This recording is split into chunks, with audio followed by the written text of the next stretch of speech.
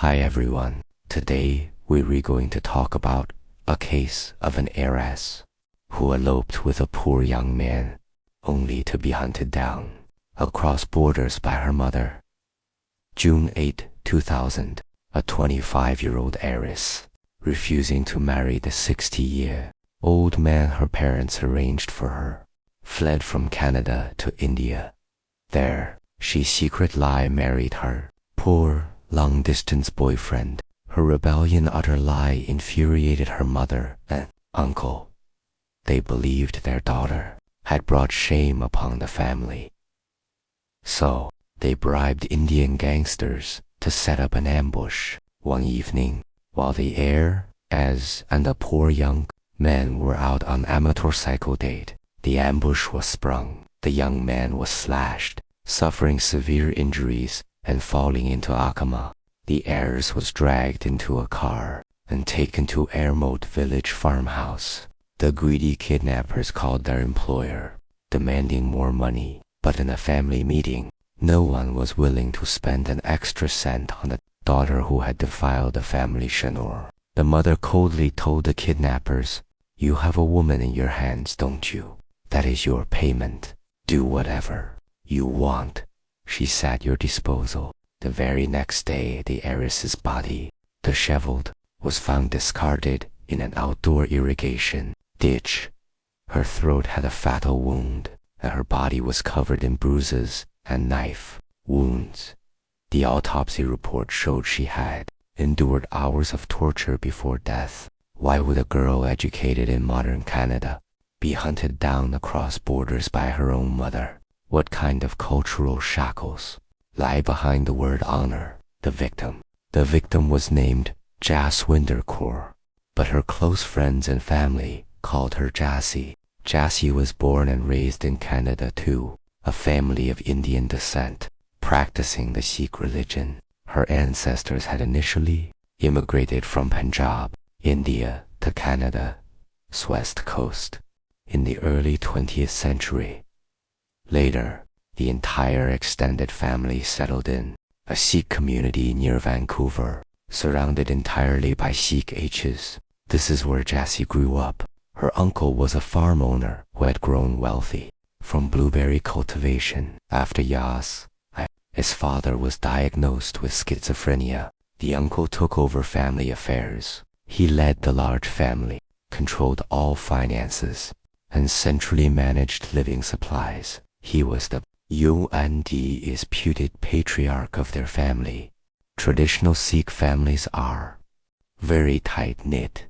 His parents, siblings, and uncles all lived together. Women could only leave after marriage to live with their husband's family. Within the family, daughters were considered the family's wealth, to be well protected to ensure their behavior and thoughts remained pure, so they could eventually marry into a higher bidder. Throughout Yasi's childhood, honor, humiliation, and punishment were central themes of life. All the men around her she met to be fighting for honor. Ironically, the foundation of this honor was ensuring their women were obedient and submissive, never bringing shame to the family. Girls were allowed to study, but only superficially. The family never intended for them to excel academically and achieve high status. No matter how educated they were, their ultimate destiny was to be confined to a tiny kitchen, cooking and doing housework for their husbands and children, repeating their mothers' lives. The girls themselves had little motivation to study, and their families didn't want them to stand out either. As they grew older, the restrictions on the girls increased. Take Jassi as an example. She was tall and wanted to learn basketball, but playing basketball meant contact with males and wearing shorts for ventilation, which her parents could accept at all. It's basketball now. Who knows if it will be dating, alcoholism, or drugs later. Even though the whole family lived in the West, Jassi absolutely could not become westernized. Her mother pulled Jassi aside that night and criticized her for hours, denouncing how degenerate the white girls at school were. Jessie was not allowed to go out alone. If she wanted to buy something, a male family member could do it for her.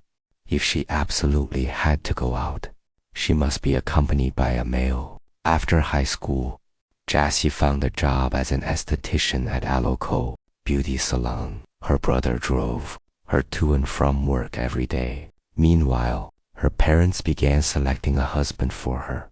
Arranged marriage was a family tradition. Whether the man was young or old, good or bad was entirely decided by the parents, without a doubt.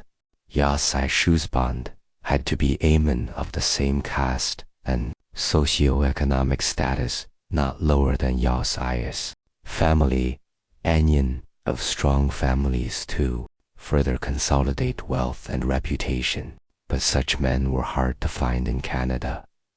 Her parents discussed it briefly and set their sights on Punjab, India, a forbidden love. At the end of 1994, the 19-year-old Jessie visited her hometown, India, for the first time, and it was here that she met the love of her life, Sukhwinder, an impoverished 18-year-old low-caste rickshaw driver.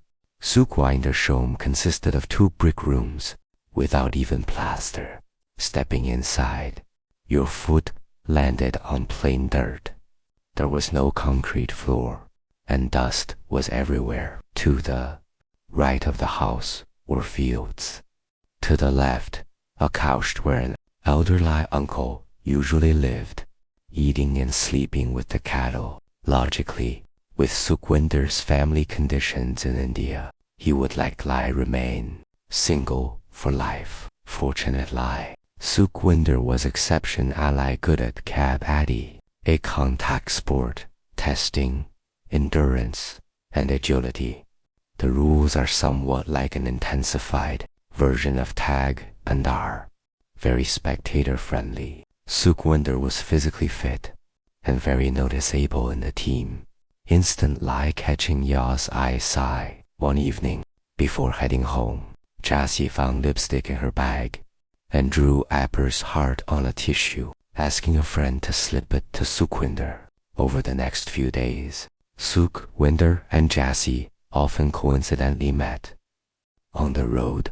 Jessie gave him another tissue with "I love you" written in lipstick. Before Sukhwinder could respond, Jessie suddenly rode a bicycle to Sukhwinder's home. Using the excuse of finding Sukhwinder, a girlfriend in Canada, she took his personal photo from his mother, Sean's secret romance and marriage. From 1995 to 1999, during the 4 years Jessie was back in Canada, the young couple's slow blossomed through long-distance calls, secret love letters, and the help of intermediaries. However, bearing fruit was difficult. Jessie came from a good background and was well educated. Sukhwinder was illiterate and had to learn how to write letters on the spot. Yasai's family would never accept him under any circumstances.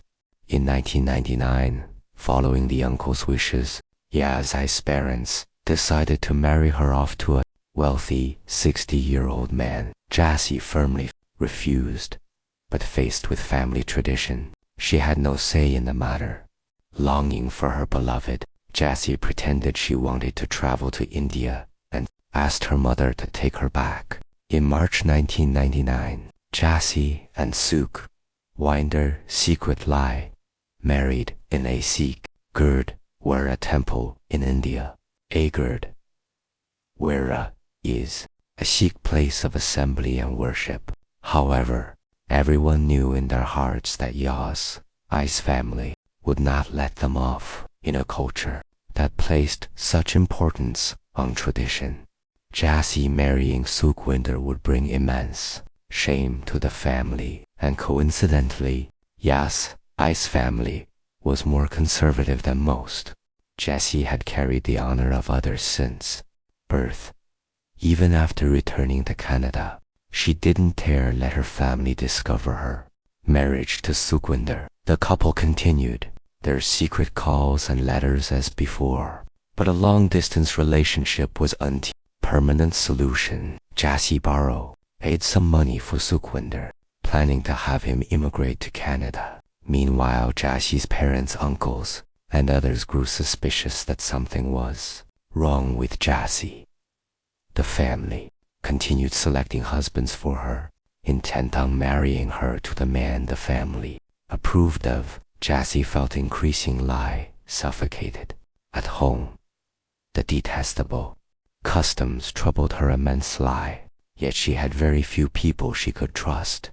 Jassy loved her mother, but she had nothing to say to her. She became a stranger in her own home, monitored by uncles and cousins.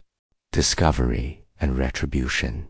Finally, on November 4th, 1999, the secret of Yassai's marriage to the poor young man was discovered. It started when Sukhwinder's mother went to the Gurdwara, where the couple had married to pray.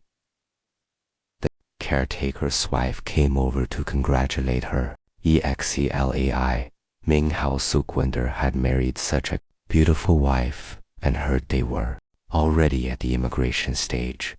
Soon, Sukhwinder's mother would be able to go abroad and enjoy a comfortable life. The mother only knew her son was dating Jassy, not that they had been bold enough to marry.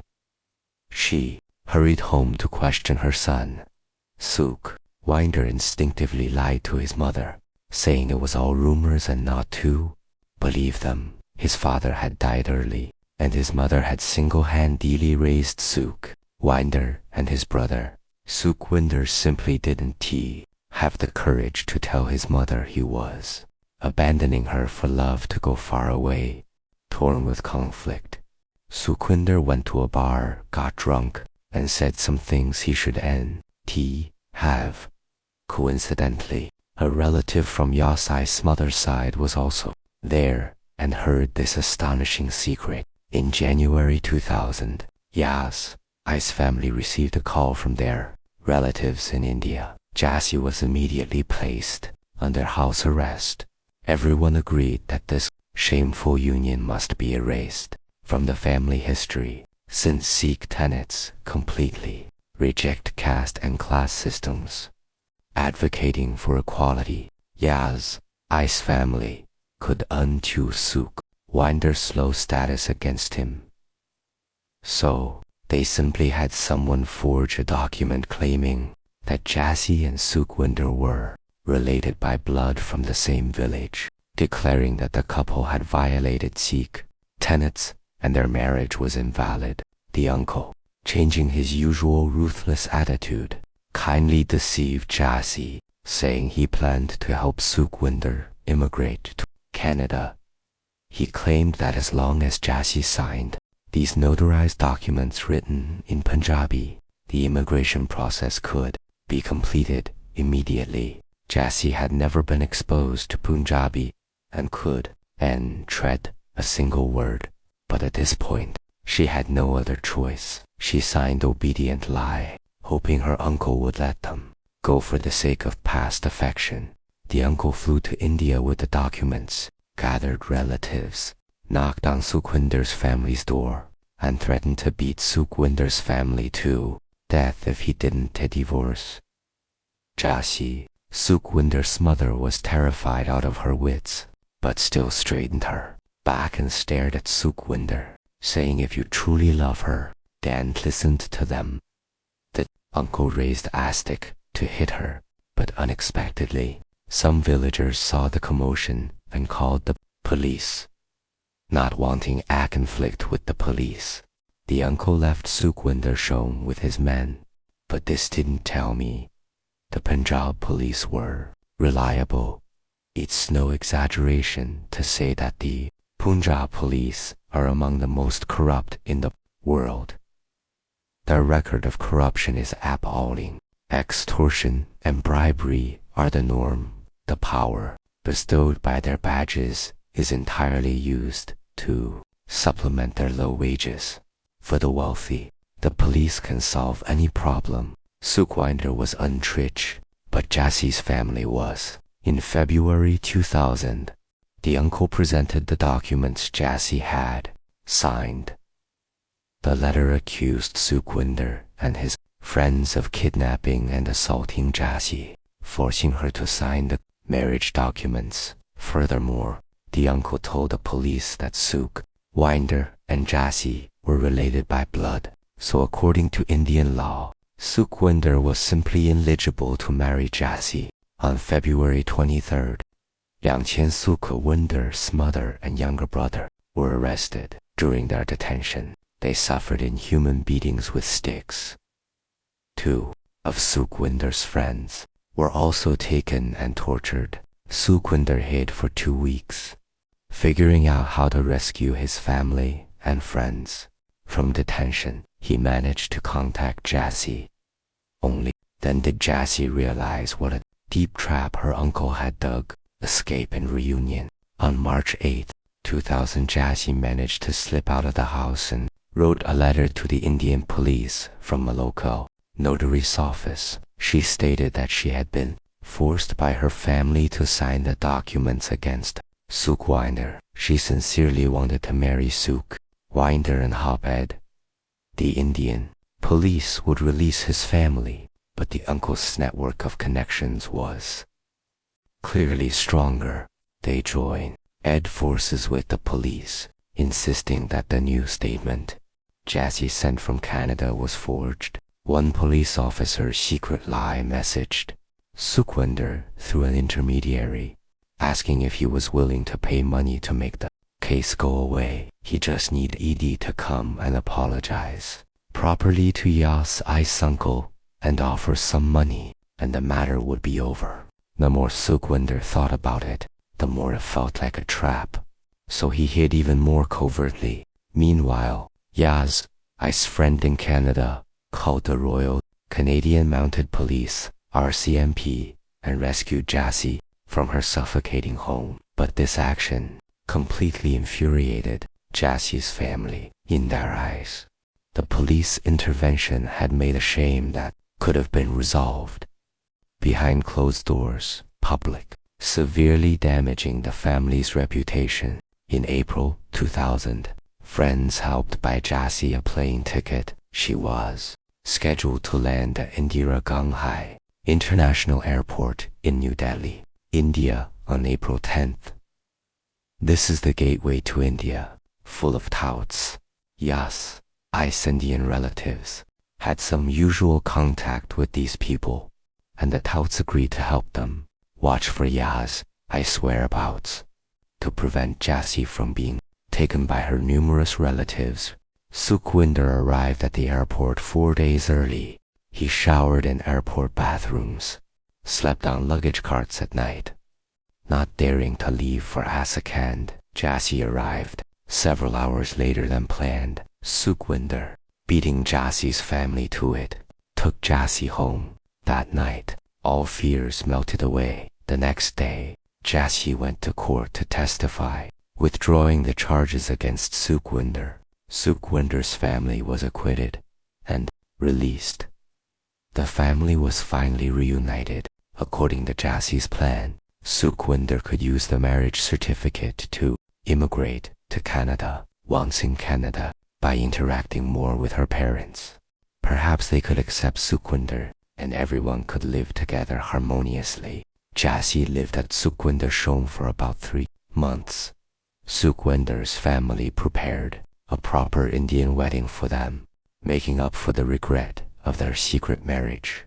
Jassy occasionally called her family in Canada. Her mother sometimes scolded them bitterly. Other times, resignedly said, "Since you're already married, just let it be." However, the threat was constant. Jass's relatives in India never let them go. Friends close to Sukhwinder almost accompanied him 24/7 with guns. But Sukhwinder was, after all, an adult, unmarried. Being constantly surrounded by friends was also very uncomfortable. The murder. On June 8, 2000, Sukhwinder discussed with Jassy going to the market in Enerby town to buy some things. The to rode their motorcycle around the surrounding villages and didn't start returning until dusk fell. The road cutting through the wheat fields was empty, except for a white car parked next to the irrigation canal where the couple often walked. Sukhwinder could unsee if anyone was in the car, and cautious Lai continued forward. Unexpectedly, as soon as they got close, 3 gangsters suddenly got out of the car, brandishing sharpened hockey sticks, and walked towards them. Sukhwinder, with his good athletic reflexes, instinctively dodged, but as a result, one of the men swung his stick, hitting Jassi directly on the head. The 3 men swarmed, tightly grabbed Jassi, and dragged her by the waist into the car. Sukhwinder desperately tried to rescue her, but the 3 men were fierce. One slash cut off half of Sukhwinder's palm, another violently hit Sukhwinder sheath with a hockey stick. After Sukhwinder fell to the ground, an assailant came over and felt for Sukhwinder's pulse. But because he felt the wrong spot, he mistakenly believed Sukhwinder was already dead. The 3 men, confident Lai, got into the car and drove away. Jassi was taken to a farmhouse over 60 kilometers away, where she was subjected to horrific assault, torture, and murder. According to the confession of one of the killers, they tied Jassi to a chair and called Yas's family to discuss the murder payment. Jassi's mother, Malkat Kaur Sidhu, answered the phone. Jassi cried, begging her mother to save her, but her mother showed no mercy. She then handed the phone to Yas's uncle, Surjit Singh Badisha. The 3 killers told the uncle over the phone that they had originally agreed to kill only one person. Now that Sukhwinder was dead, if they wanted to proceed with killing Jassi, they needed more money. No one in Yas's family was willing to pay extra, but they all wanted Jassi dead. Finally, Yas's mother made the decision. She said, "You have a woman. That is your reward.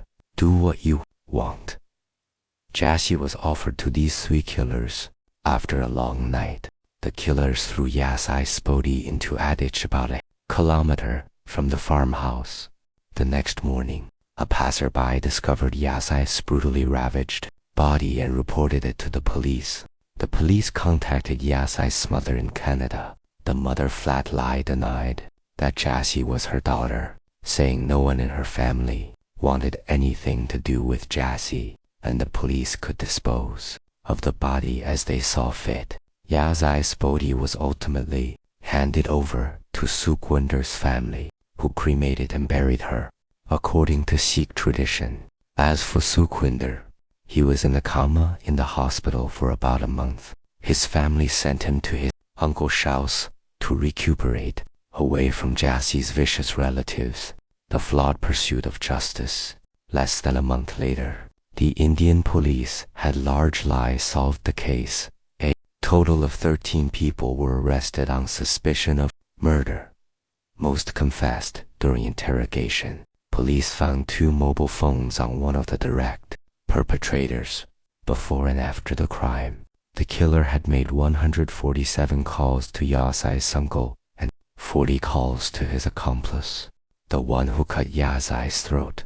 Substantial evidence indicated that Yas's family in Canada were the masterminds behind the case. According to Canadian law, regardless of where the murder occurs, those who plotted cannot escape responsibility. Yas's friend went to Canadian police stations multiple times, demanding the arrest of Yas's mother and uncle, but the calls for justice went unanswered. In 2002, Indian police told the media they had obtained very clear evidence proving that Yas's mother and uncle planned the murder and paid for it.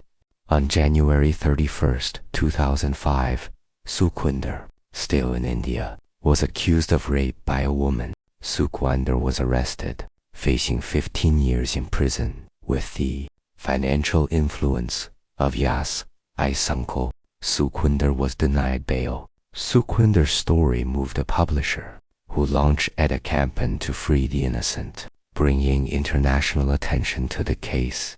He also hired a lawyer for Sukhwinder. Sukhwinder suffered a manslaughter in Punjab jail. According to his lawyer, this was retaliation from Jassie's family, who had paid the girl's parents a large sum to frame Sukhwinder. In October 2005, the key witness in Yasai's murder case died in a car accident in India. This person was one of the 3 direct killers, but had later become a prosecution witness, helping the police solve the case. To this day, the cause of his death remains a mystery. Of the remaining 12 suspects, 7 were convicted of murder and sentenced to life imprisonment, but just 3 years later, 3 were acquitted and released. In April 2005, Sukhwinder, framed for rape, regained his freedom after serving 44 months in prison.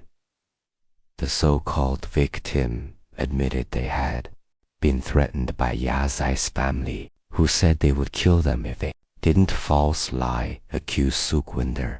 Long-delayed reckoning. On January 6, 2012, Yasai's mother and uncle were arrested in Canada for murder. In May 2014, the Canadian Minister of Justice approved the extradition of the 2 defendants to India.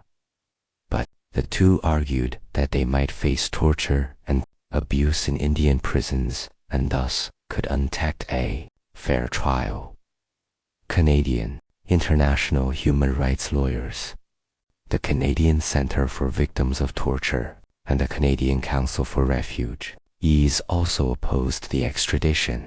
On February 26, 2016, the Supreme Court of Canada overturned the ruling, revoking the extradition order. On September 8, 2017, India promised not to use torture on the 2 defendants. The Supreme Court of Canada agreed to extradite the 2 to India to stand trial. However, the defendants' lawyers used loopholes in Canada's judicial system to prolong their extradition time to India, causing the trial to be postponed until 2019. On January 24, 2019, Yasai's mother and uncle were deported to India. On January 25th, Indian police escorted the 2 to appear in court in Malarkotla, India. On December 16, 2020, Jassie's mother was released on bail.